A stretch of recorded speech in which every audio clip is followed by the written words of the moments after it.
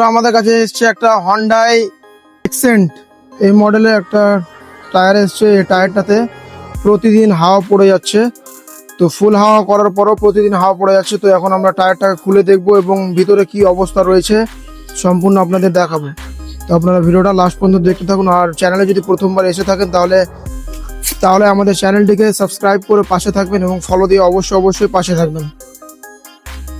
টায়ারটাকে ফুল হাওয়া করে এখন আমরা স্প্রে দিয়ে টেস্টিং করব কোথায় লিকেজ রয়েছে। তো চলুন আমরা স্প্রে দিয়ে প্রথমত আমরা টায়ারটাকে টেস্ট করে দেখে নেব লিকেজটা কোথা থেকে আমাদের পাওয়া যাবে।